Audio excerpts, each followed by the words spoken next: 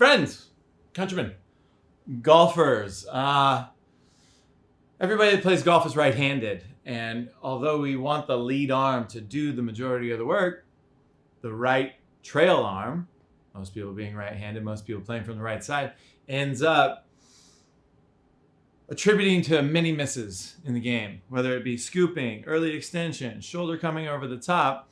I feel it most important with most of my clientele, customers, students, to inform them, educate them on what this right arm's proper release profile needs to be like, feel like, in extreme specificity. So in this little drill, we're just gonna simply talk about how this arm swings and releases, how this hand releases, how the club needs to be held really in the fingers, not in the palm. Baseball and throwing and golf are all similar movements. And if we feel and we talk about golf and the swing as if it were a throwing motion, because it is a throwing sport, this hand needs to understand how to let go of the ball, let go of the club, and not try and scoop it. We would never throw a ball, get right here and go, boom. It's gonna go straight at the ground or straight up in the air. But for some reason, when we have an instrument in our hands and we're trying to hit a ball, we get like right to the ball and we try and scoop it up. Or we get somewhere over here and we try and scoop it up into the air. And that ends up hitting it fat, hitting it thin, shanking it, towing it, that multitude of misses that we're trying to get rid of. So what does the right hand do? What does the right arm do? And what does that feel like? The hardest thing about watching a video like this is the kinesthetic ability to feel that movement rather than just watching and listening, to actually feel that movement. So when we start at address, we really just want to feel like the palm is looking straight at target. Like pitching again. If you are throwing a ball and you're coming through like this, or you're coming through like this, you're throwing a curve ball. If you're coming through like this, you're throwing a curve ball that tails off that way. You want to be straight down the line. Maybe a little curvature is fine, of course. That's where we're going to have a fade or a draw. But we want to get to a place where we just don't have massive curvature. So most beginners, this will help a ton for, and better players will get a lot more shaft lean at address, more compression, a shallower angle of attack, and that all ends up being more consistency for your game. So we want that palm to be looking straight at target. We want it to hang in the fingers. We don't want to be grabbing it with the palm. We want to just let it loosely rest in the fingers. Middle of the stance, keep your stance rather close together for this. And you want to start off small, and then we're going to get a little bit bigger. So shoulder takes it back. Not forearm, not hand, not hinging, not opening the face, just the shoulder going straight back. A one-piece movement driven by the bigger muscles of the body. So as my shoulder goes back, my hand has done nothing. In every swing, in my opinion, the club is released back here at the top of the swing, wherever that may be, whether it's here, here, or here. We want to let it release here and let that hand let go. So when we get back here and we change direction, there needs to be some play in the wrist. A lot of people have difficulty with this. They get back here and they are just so rigid holding it in the palm, not letting the wrist hinge, not letting the momentum of the club sink into that wrist so that it can lag behind and we can get that nice forward shaft lean, shallowness, and compression at impact. So most people will get back here. Most everybody I see comes in and they hinge right away. They open it and hinge. And then we get really, really steep. And it's so difficult to have consistent contact when we're coming down on the ball at that steep of an angle. But if the club is this close to the ground and this shallow, and we just haven't manipulated it, whatever you do, you're going to have to undo. So if I open the face, sooner or later, I'm gonna have to square it, and it's just not gonna be square for very long. So we wanna feel like that back of the shoulder goes straight back. This whole arm is just hanging straight back. We don't wanna load up in this shoulder. This happens with so many high handicappers. They get here and they load up. Now, if they tried to turn through, they're gonna have to unload that shoulder. They're gonna have to push that down. And we would never throw a ball kind of shot putting. We would never throw a ball like this. The shoulder and the turn and this arm are just released down the line, and that feels really simplistic to us. And we wanna get to a place where the golf swing feels the same. So shoulder back, shoulder through. Trying to hold the angle. Whatever angle is presented right here is gonna be the same angle we feel practically on every single shot. So we wanna be here, and when we change direction, release the club. Let this wrist hinge. Release the palm.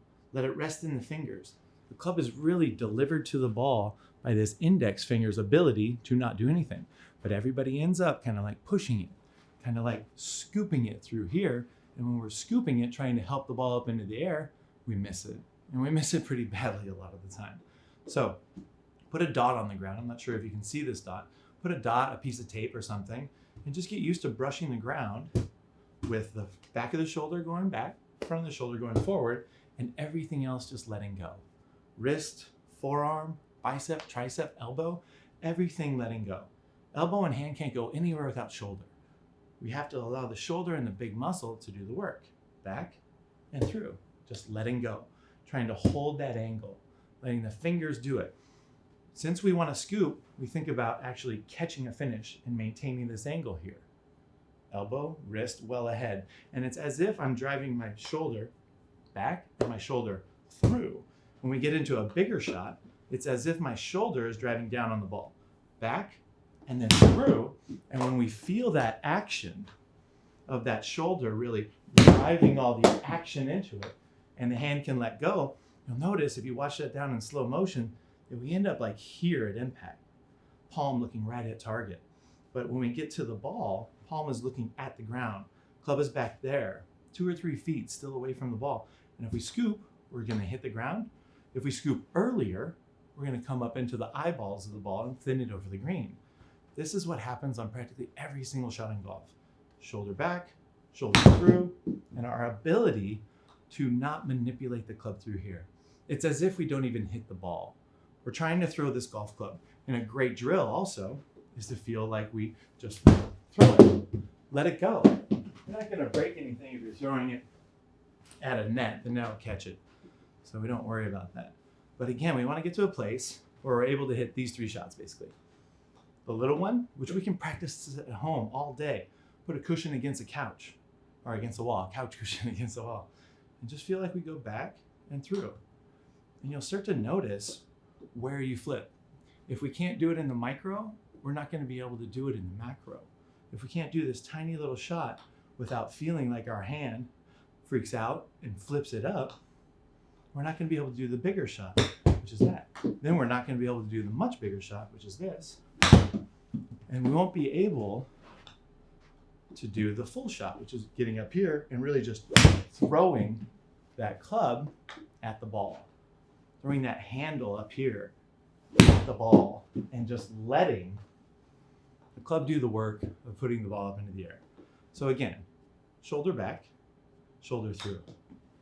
Then allow that to get a little bigger. Shoulder back, shoulder through. Hand letting go, club lagging behind, held in the fingers, really in the fingers, not in the palm. Doing this simple drill right here, letting this finger hold it while the weight of the golf club is sitting on that index finger, really teaches us what it's like to feel the club at the top of the swing be released rather than held. And if we are holding up here, we're probably driving the shoulder over. If we're holding up here, we're probably, if thumb is under the club, we're probably casting it out in this direction. So it gets to a place where you realize that this hand really doesn't need to do much at all, but it needs to learn how to let go. It needs to learn how to not manipulate, scoop, help the ball up into the air. And as that happens, you start developing significant amounts of consistency in your game. Reliability on a belief that we just don't have to do anything at the ball to try and help it up. And then it's just turn back, turn through, and let it all happen. Hope you enjoyed this. Hope it was helpful. Play well. Get out there. Don't try and hit the ball. Let it get in the way. Let this hand just collect it in that finger. Commit to where the shot needs to go, not how to get it there. And simply just let go. Thanks for watching. Cheers.